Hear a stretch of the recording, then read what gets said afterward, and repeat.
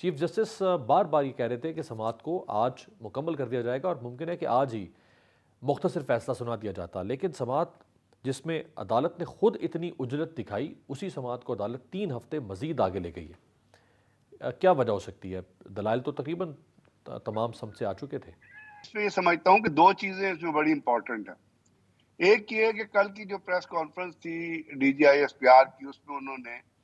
ये अपने एंगल पे जो फौज के अंदर का जो एहतसाबी अमल था और उसके ऊपर जो 9 मई के वाकयात के हिसाब से कार्रवाइयां होनी थी, उनकी उन्होंने डिटेल बयान कर दी। तो एक एंगल तो उनकी तरफ से, जिसको आप कहें कि वहां पे जिन ऑफिसर्स के खिलाफ मुकदमा किया, जिन ऑफिसर्स के खिलाफ कार्रवाई की गई, उसमें एक लेफ्टिनेंट जनरल भी हैं, 2 मेजर जनरल हैं, एक ब्रिगेडियर्स हैं जो सीनियर अफसरान में आते हैं, और कुछ बाकी जूनियर रैंक्स के ऑफिसर्स भी हैं। तो वो तो एक एंगल मुकम्मल हो गया कि जी उन्होंने वहां पे, हम ये कह सकते हैं कि जिनके खिलाफ कार्रवाई की गई है। अब इसमें ये नहीं कि वो शामिल थे किसी चीज में, बल्कि वहां पे कोई डिसीजन पैरालिसिस था, कोई कम्युनिकेशन नहीं हुआ, कोई सही वक्त पे थ्रेट को एंटीसिपेट नहीं किया गया, और उसकी वजह से वो 9 मई के वाकयात जो है, जिसके सबने मजम्मत की, वो वकूफ पजीर हुए। अब उसका दूसरा जो पहलू है, वो पहलू है जिसकी तरफ आप इशारा कर रहे हैं, बल्कि इसकी मेरी नजर में इसका एक और पहलू भी है। इसका एक पहलू ये है कि जैसे उन वाकयात की तरफ जो 9 मई के वाकयात हुए, उसमें अगर आप लाहौर स्पेसिफिक ही कर लें, तो जो जुलूस है, जो लोग आए थे, वो लिबर्टी चौक से लेके कैंट तक आए थे। अब लिबर्टी चौक से लेके शेरपाव ब्रिज तक, या जो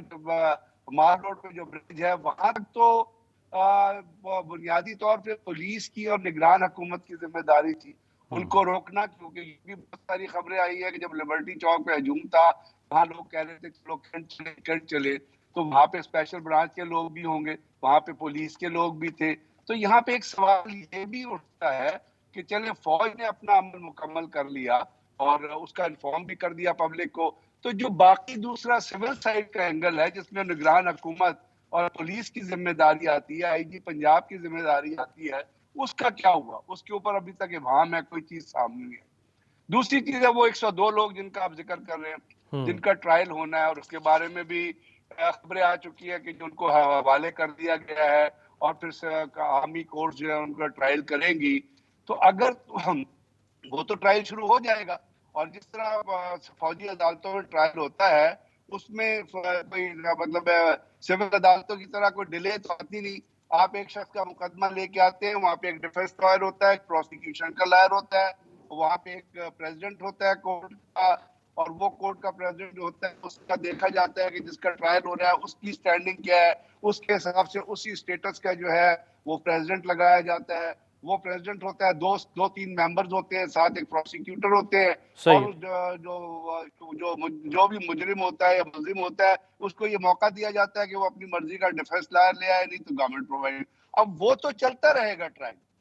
वो ट्रायल, उसके बाद फिर उनके पास कानून के तहत हक है कि जी वो उन्होंने अपील करनी है सुप्रीम कोर्ट में या प्रेसिडेंट के पास, जो कुछ भी है। तो अगर ये जो 3 हफ्तों की डिले है, इसके दौरान मुझे तो नहीं लगता कि वो ट्रायल जिसकी लिस्ट आ गई है और जिसके बारे में मैं मीडिया के थ्रू ही बहुत सारी चीजें पढ़ी है और देखी है, तो वो तो ट्रायल मेरा ख्याल 3 हफ्तों के अंदर बहुत सारे ट्रायल मुकम्मल हो जाएंगे। हम्म। तो अब 3 हफ्तों के बाद क्या लेकिन होगा, लेकिन उसमें ये तो उसमें आज अटॉर्नी जनरल ने कहा है ब्रिगेडियर साहब कि अभी ट्रायल किसी का शुरू नहीं हुआ। ये आज भी बात हुई है, ये कल भी बात हुई थी।